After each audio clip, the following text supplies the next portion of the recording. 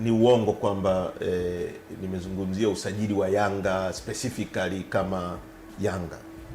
Lakini cha pili ni kwamba nataka niwaambie watu, mimi ni mtu wa michezo sana, na mchezaji, mtu anayependa michezo, mtu anayependa mwanachama wa Simba kwa kadi, mwanachama wa Arsenal, shabiki wa Arsenal ambaye ana kadi ya Arsenal. Kwa mimi ni mtu wa michezo kweli kweli. Yaani Arsenal inacheza hadi mpaka huwa na vibrate kwa hofu zile ambavyo kama tukifungwa. Sasa kitu ambacho nakataa ni michezo kutumika politically. Lakini cha pili ni kuonesha umuhimu. Kitu nilichokuwa najaribu kufafanua kwenye siku ya vijana, niliwaambia wasikubali michezo kutumika kuwaondoa kwenye reli, kuwaondoa kwenye hoja za msingi za nchi. Kwa sababu Kihamu, nikuulize, hivi siasa ikiharibika kuna michezo kwenye nchi? Kuna. Sasa hivi pale Sudani hapo, nikupe mfano wa jirani tu. Sudani si walikuwa na timu zenye nguvu, tena zenye vilabu vina fedha kuliko hata Simba na Yanga hii. Kuna kilabu fulani ya Sudani ipi ile ambayo ina uwanja mkubwa kama huo wa kwetu hapo wa Taifa? Al Hilal. Sasa leo mpira unachezwa pale. Okay. Kwa maana yangu ni nini? Siasa ndio mama wa kila kitu. Siasa ndio tukiwa hatuna stability kwenye siasa. Wakati wa vurugu zile za tarehe 29, mambo yaliyotokea, kuna mtu alikuwa anaenda uwanjani? Siasa ikiharibika, hakuna mtu ataimba kwaya, hakuna mtu atacheza michezo, hakuna mtu atafanya nini. Kwa tunapopigania siasa ndio ina produce vitu vyote hivi. Siasa ndio itakusababisha uchumi wako. Au nikupe mfano mwingine. Hivi mtu ambaye anaumwa, mtoto wake hawezi kutibiwa, huyo mtu ataangalia mpira? Kwa sababu ameenda Muhimbili, hawezi kupata matibabu anayotakiwa kupata. Kwa siasa ndio inasababisha watu wasipate matibabu. Kwa kipi cha muhimu? Kipi kinaanza kwanza? Hiyo ndio ilikuwa message yangu. Na nikatoa mfano kwamba hivi vilabu vinatumika kisiasa. Hivi ile nikupe mfano, wewe unafuatilia michezo pia. Hivi Arsenal inaweza kwenda kumchangia chama cha Labour Party kinafanya kwenye kampeni ya michango yake? Inawezekana hicho kitu? Au Community Shield imechezwa jana, Arsenal na Man City. Hivi waziri mkuu wa Uingereza ambaye ana nafasi kama ya rais wa hapo kwetu, anaweza kuhamisha wasicheze pale Wembley, akwambie njoo mcheze kwenye kitongoji changu kwa sababu ana shughuli yake binafsi? Hapana. The fact kwamba hivi vilabu vinaweza kuhamishwa kwenda kufanya michezo kwa matakwa ya watu, then they are being used politically. Wewe unakujaje kwenye tamasha la burudani, unakuja kusema mama oye? What is the meaning of that? Unawezaje kwenda kwenye mpira wa Simba na Yanga, watu wamevaa kwenye jezi imeandikwa 5 tena mama? Tukisema wanatumika kisiasa tumekosea nini?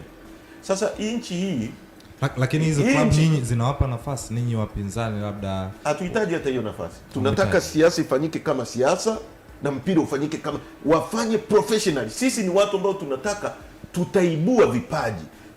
Kwa sababu bila kuwa na siasa ambayo ni imara, siasa imara ndio inajenga uchumi imara. Uchumi imara ndio unaweza kusababisha tujenge viwanja. Leo tuna viwanja viwili, si vitatu, ndio tunaimba miaka 65.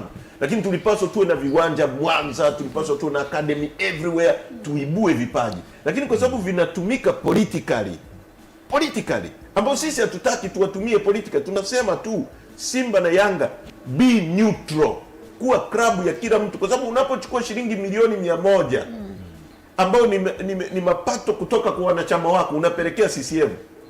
Tundu Lissu, mwenyekiti wa Chadema, ni mwana Yanga. Yeye umemweka wapi sasa? Hela yake ambayo labda ametuma message au amenunua jezi unapelekea CCM, na hizo klabu ambaye ni mpinzani wako. Hapa nyinyi hela hizo klabu hazijawahi kuwachangia, hazijawahi kutupa na hatuhitaji watupe. Okay. Hebu nielewe ninachosema. Nakuelewa. Nachotaka mimi na message yangu ambayo inajaribu kupotoshwa ni kwamba hii michezo na burudani tusikubali wakazitumia kisiasa, kitu ambacho wanafanya. Kama unataka kujenga arena ya mchezo, Usije sisi kutuambia siku tumelipa kiingilio chetu, sisi tunataka kusherekea hapa, tule good time, sio kwenye maisha matatizo haya. Tunataka kula good time kwenye ukumbi, unakuja kutuambia mama anatujengea arena. Kaitishe mkutano wa hadhara kule Vingunguti, waambie watu kwamba mama anajenga, sio nini, unanielewa vizuri. Tunapokwenda kwenye Simba na Yanga, usije kutuambia mama oye. Mama oye ni nini? Itisha mkutano wako wa hadhara, sema mama oye hata mara 600. Hakuna atakaye kuquestion.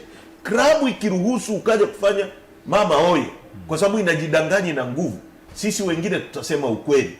Kama wajinga wachache watatuelewa, wenye akili watatuelewa kwamba tulichosema ni kweli. Barua mliotuma, na sisi hatuogopi kusema ukweli kwa sababu eti watu wengi hawatatuelewa.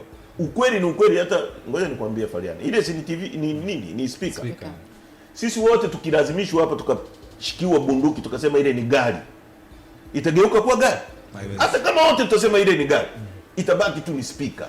Kwa hiyo hata kama watu wote hawatatuelewa ukweli tuliosema, lakini kama ni ukweli tutausema tu bila kujali. Na ile barua mliotuma FIFA kuhusu Yanga kuchangia sisi, tuliandika. Walijibu na watu wa Yanga wanajua what happened. Walijibu, waliambiwaje FIFA? I don't know waliwajibu nini, lakini sisi tulilalamika. Tuliletea majibu kwamba wanashughulikia. Okay. Ni kitu ambacho hata juzi tumesema kwamba hawa jamaa wanatangaza kwamba kuna magaidi na wanahalika watu. Hizi barua tutaziandika, sio kwamba hatuandiki. Mtawaandikia. Yes, tunaandikia FIFA, tunaandikia CAF kwamba hebu angalieni upya mtazamo wenu na mambo mnayoyaleta hapa, kwa sababu hao watu wanasema kuna magaidi hapa, kwamba AFCON isifanyiki. Sasa wao wataamua. Lakini kwamba wanaweza kufanya hapo kwenye ugaidi wala hiyo sio kosa. Ni kweli tu, kama serikali inatangaza kuna magaidi 64 nchi zenye ugaidi, unaweza kupeleka mpira ya Asia kule Afghanistan. So watu hawaingii uwanjani, wataona kwamba mtu anaweza kuingia na bomu humo akajilipua na sisi. Kwa hiyo lazima watu wajue implication ya vitu wanavyokuwa wanafanya nini, wanavifanya. Zamani watu wanapuzia, yani unakuta mtu kosa linafanyika kwa sababu tu ya hofu, mtu anasema nikisema hiki watu watanionaje. Uongozi wetu sio watu watatuonaje, ukweli ni nini. Hii ni rangi nyeusi, tutasema ni nyeupe, tutasema ni nyeusi hivyo hivyo. Wanaosema ni nyeupe wajue sio zama hizi. Mheshimiwa Makamu Mwenyekiti, Chadema inajulikana kuwa na msimamo mkali. Unadhani msimamo huu unasaidia kujenga chama au inaenda kufanya kuwatenga na wananchi ambao wamekuwa wakipenda amani na utulivu? Kwanza sisi ndo tunataka amani na utulivu. Yani amani na utulivu haiwezi kujengwa kwa basis ya uongo. Yani hiyo ni temporary amani. Yani ni amani ambayo ni very temporary. Ni kama mtu anakudanganya kwamba kuna amani wakati hakuna haki. Ime trend picha ya kijana mmoja ambaye alikamatwa juzi Arusha. Walikuwa wamepotea njia, wakaingia mbugani, wakateswa sana, mmoja wao amekufa. Umeona hisia za watu wanapozungumza. Haya matukio ya watu kuumizwa na vyombo vya dola, watu kuuawa, watu kutekwa, watu kufanyiwa vitendo vya kinyama kwenye vituo vya polisi na maeneo yanayomilikiwa na vyombo vya dola. Yanajenga, kwa maoni yako, yanajenga utangamano, yanajenga amani au yanajenga chuki? Nataka nikupe mfano ambao utauelewa. Bila shaka mama yake Polepole alikuwa anamuunga mtoto wake mkono. Mimi mamangu ananiunga mkono hapa nilipo. Mamangu amelazimika kuwa mtu wa Chadema kwa sababu yangu mimi na ndugu zangu baadhi. Ninao of course wengine ambao wako CCM. Sasa yule mama alikuwa CCM na alikuwa anaunga serikali kwa sababu mtoto wake alikuwa CCM, alikuwa barozi, alikuwa DC. Leo mtoto wake ametekwa. Ile familia ya Polepole bado itaendelea kuunga mkono kile chama? Haiwezi, bila shaka. Watu waliouawa, walioumizwa, hata nyie kuna mwenzenu hapa aliuawa, familia yake inaionaje serikali? Watu waliotekwa juzi, yule kijana aliyeumizwa, hao watu wanaionaje serikali? Sasa hao wanajenga chuki, wanajenga upendo au wanajenga nini? Sisi tunaosema acha haya matendo, tunasema kwa lugha za wazi.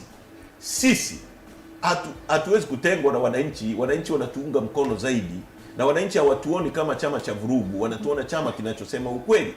watu wanaoonekana vibaya ni hao. Na fuatilia vita kuu ya pili ya dunia, kulikuwa na long term causes, au vita nyingine zote long term causes, sababu za muda mrefu. Watu baada ya vita kwanza ya dunia, Ujerumani ilishushiwa, Deutschmark ilikuwa devaluated, jeshi lao lilikuwa slashed, wakasema waliachiwa manuali 6 tu za kivita, walikuwa na matatizo mengi. Lakini nini kilicho trigger vita kuu ya pili ya dunia? Ni assassination of the Archduke. Sasa kuna sababu za muda mrefu za watu kutekwa, kuumizwa, kufanyiwa vitendo viovu. Kiongozi wetu mmoja amenipa hiyo masimulizi ya vitu alivyofanyiwa na watu wa dola. Wanamuingizia spoku kwenye sehemu za uume, mateso yale juu, wamepigwa. Yule dada anaitwa Nema Chozaire, amepigwa hizi nyayo haziwezi kukaa chini. Yaani mtu amekamatwa yuko chini ya ulinzi, anapigwa kiasi kile. Sasa kilichotokea kwa mfano kwa wale vijana, ushuhuda wao umesikika, lakini ni watu wengi wanafanyiwa hivyo, na wale si jeshi usu watakuwa sacrifice kuonesha kwamba tumelifanyia kazi, wale watakamatwa, watawekwa ndani. Lakini kwani ni wao wenyewe? Ni utaratibu wa dola nzima imeshaoza hivyo. Ndio matendo wanayofanyia binadamu. Kwa hiyo yameshakuwa matendo ya dola yote ya CCM. Kukamata watu uko chini ya ulinzi, wanakuvunja miguu, wanakutesa, wanakufanyia vitendo ambavyo ni vya kinyama. Haya matendo yanachochea chuki. Kwa tukichukua msimamo mkali dhidi ya hayo mambo, hatukosei chochote. Kuchukua msimamo mkali dhidi ya matendo yanayoenda kinyume na haki za binadamu ni sahihi kabisa.